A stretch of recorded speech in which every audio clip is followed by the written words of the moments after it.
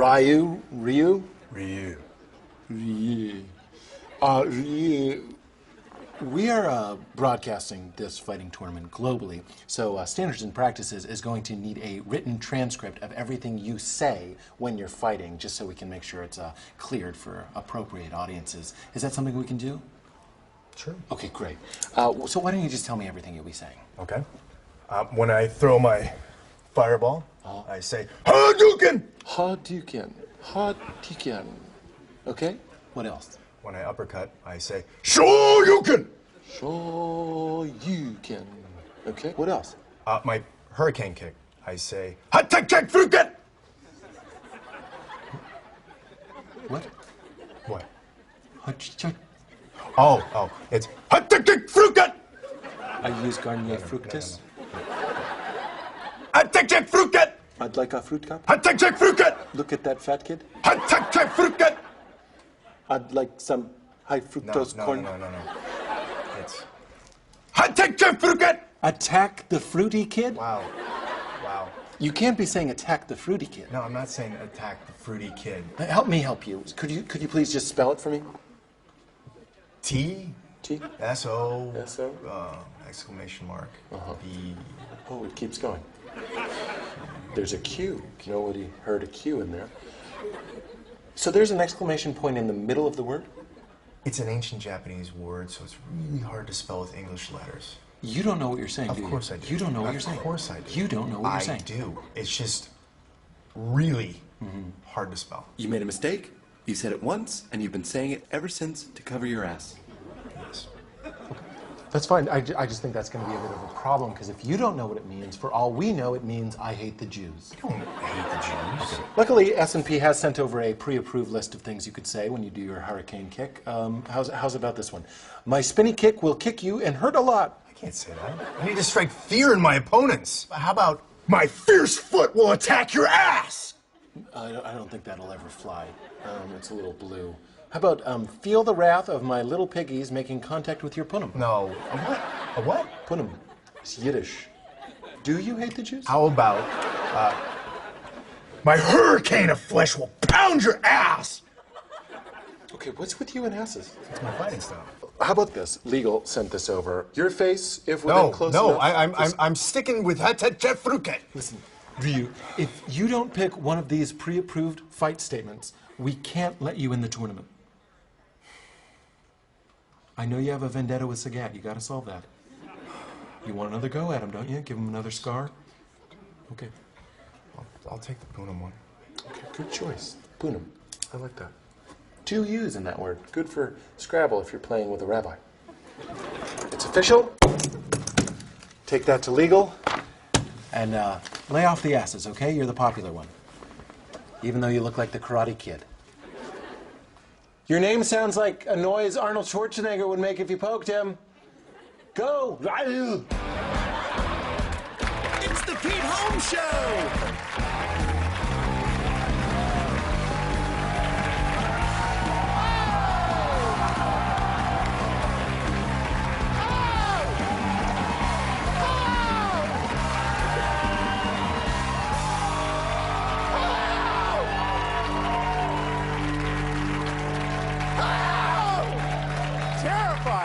Terrifying on my part.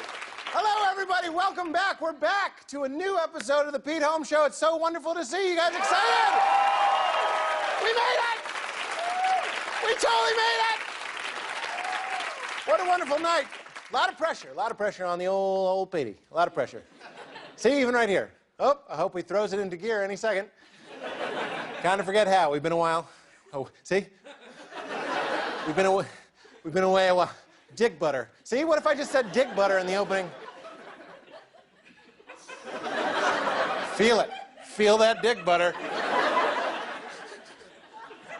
It's great to be here. I feel like this is a good time to have a declarative statement like it's great to be here. I find those are really fun if you ever want to freak out your friends, though. Like, here's a good one. If you're ever, like, watching just like a regular night, like it's a Thursday, you're watching some Netflix with some friends, just freak them out and look at them during, like, a pause and be like, this is the best night of my life.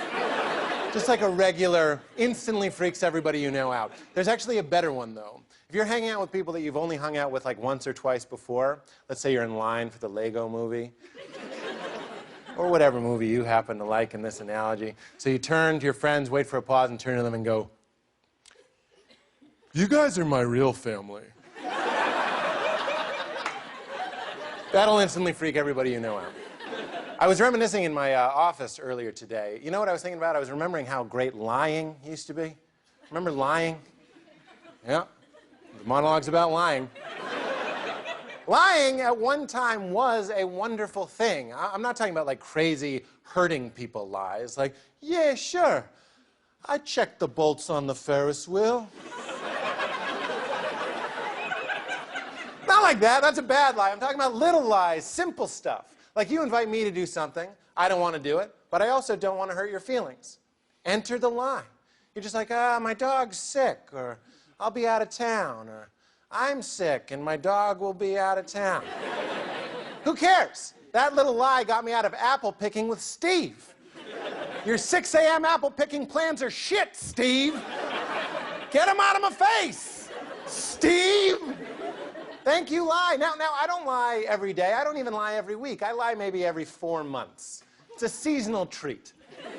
Like a Cadbury cream egg, but it's filled with like an easy way out instead of a disgusting sugar yolk. You know what I mean? But then you know what ruined everything? The internet. The internet ruined everything. What am I, Amish? That internet. Things were better when we got our news from the corn. Had high hopes for that one. For the picture of an Amishman picking up a piece of corn like, "What's that you say?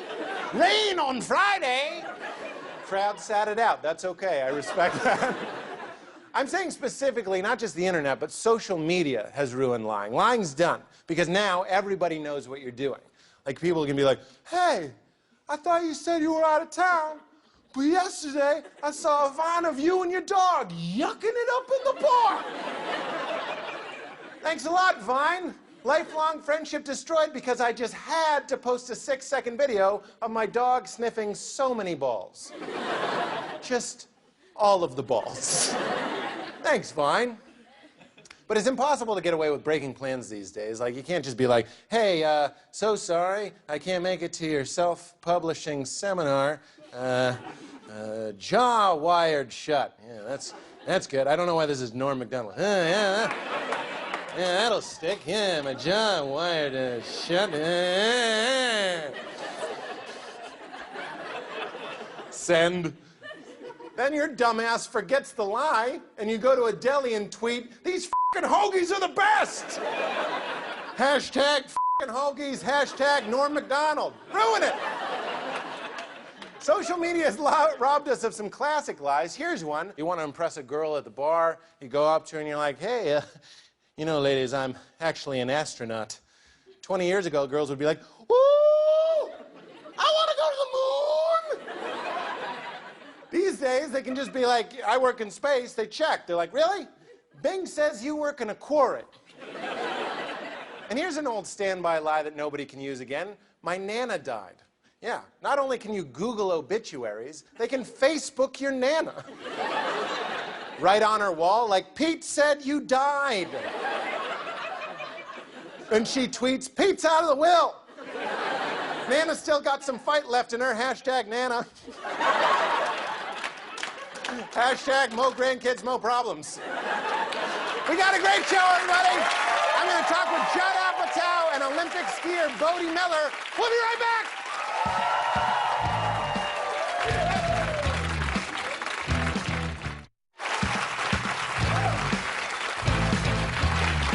Welcome back, everybody.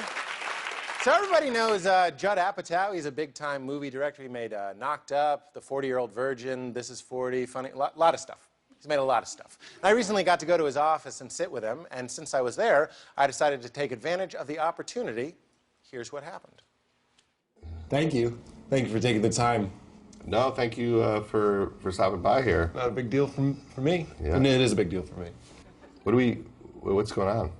I wanted to talk to you. I want to talk to you about a bear. A bear. A bear. A bear. Okay. A bear. What if we had a bear, Judd, and then magicians, like kind of like evil Siegfried and Roy, they capture him and they put him in a cage, and then he learns magic. Yeah. And then he becomes the first bear magician. We call it Beargician.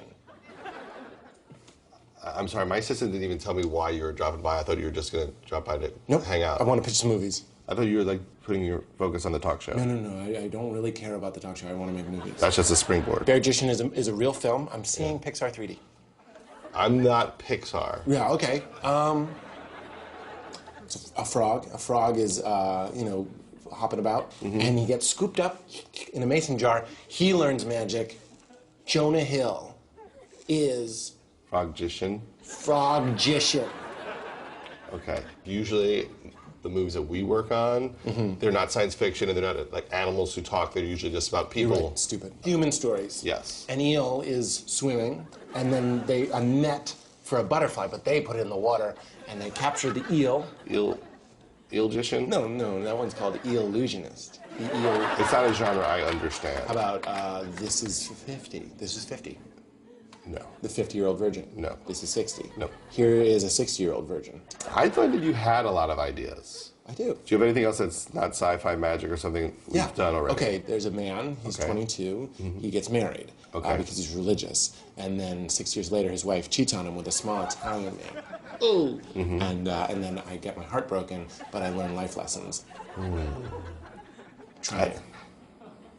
That doesn't seem like a comedy at all. That just seems tragic and sad. That's my life. That's too sad. See, I think no one would want to see that because it's just so sad. But I'm over it, look at me. I don't know if you are over it. You have this whole stance of positivity, but you can feel the pain is right there, and it throws me. But then I redefine my faith and start stripping a bunch of random broads. That's even sadder. Okay, if you don't want to make one of my movie ideas, maybe we could find some middle ground. I could be in one of the movies you're already going to make. I don't hold auditions. I just watch people on TV, and if I like them, I hire them. Have you ever seen my show? I did see one of them.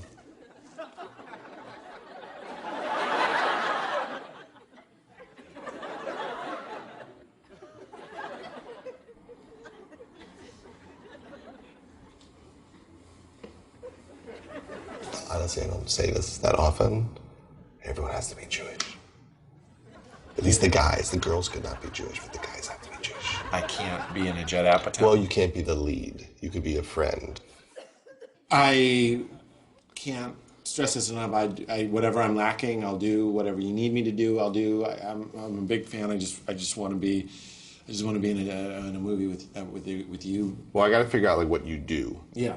Would you do full frontal? Would I nudity? Yeah. Jason Segel did it in Forgetting Sarah Marshall, and I think I could also have comedy penis. How does it look? Because I'd have to see it before we do it.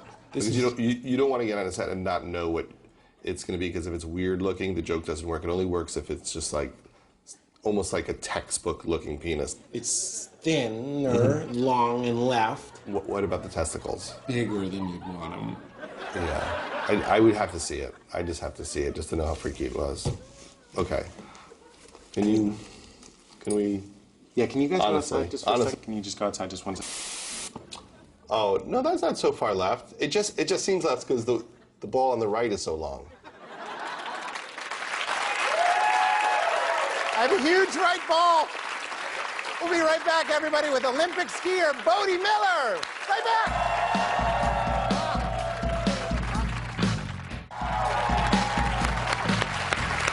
Welcome back, everybody. So recently I got to sit down with a 6-time Olympic medalist and one of the best skiers of all time. This fella won a gold medal in 2010 in Vancouver, and he just took the bronze in Sochi for Super G, the Super G. And upon sitting down with him, I found out he's also super chill. Let's take a look at my meeting with Bode Miller.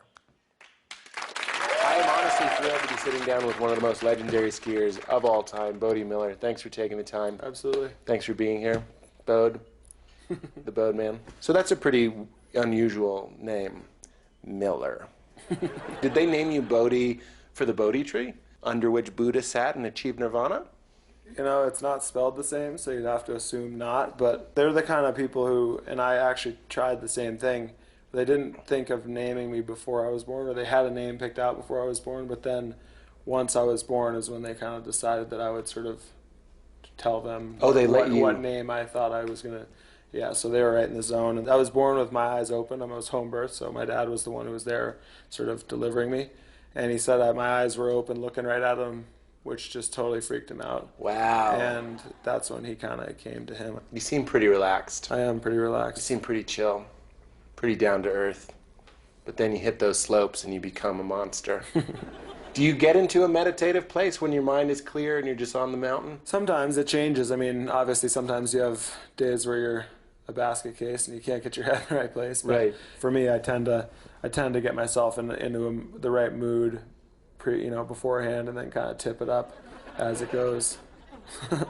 Little zippy zip.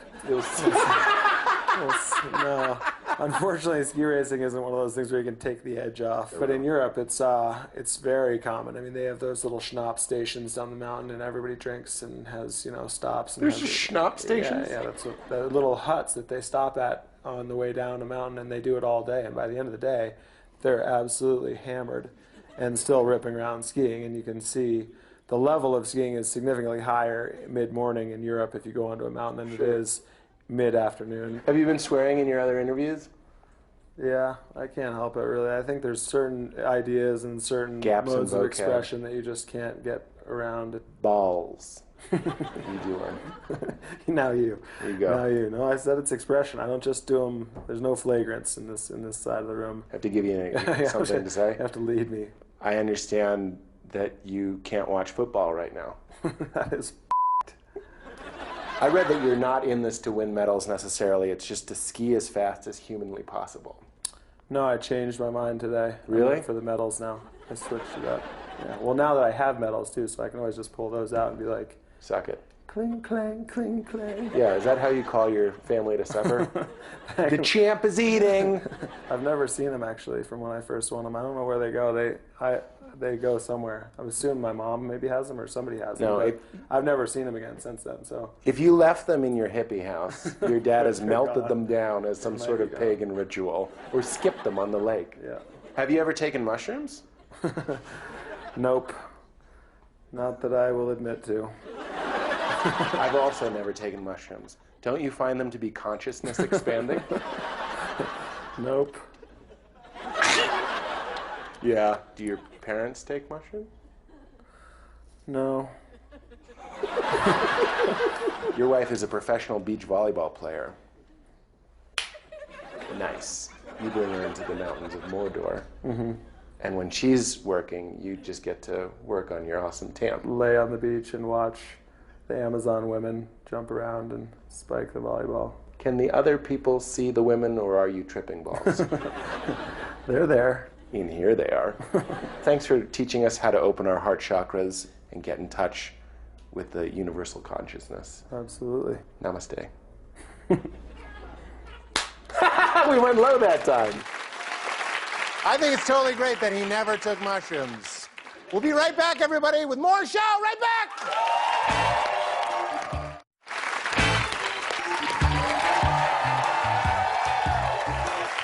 Welcome back. So some of you guys might be familiar with my father. We've been playing some real voicemails that he leaves me on this show. And since we've been doing that, a funny thing has happened. He's now kind of, how to say this, hamming it up. He's hamming it up. I think he's now trying. Listen to me. This is my weird reality. My father now leaves me voicemails where I get the distinct sense that he's trying to get on the show. Still funny, a little bit different. Check it out in this installment of Voicemails from My Dad. Peter, this is your father speaking from the East Coast over here. How you doing? How you doing? Peter, ever since that show that, your mother and I went to and we appeared there and all this stuff and you introduced me, John Holmes, and all this stuff, I keep getting these calls from these people about thinking that I'm some kind of faraway porn star. You have to clarify this, Peter. This can't go on. And I went on and on with these people. And finally I had to tell them, look, I don't care. My name is John Holmes, but I'm no porn star. And furthermore, in our branch of the Holmes family, that porn star that you're referring to was known as Shorty.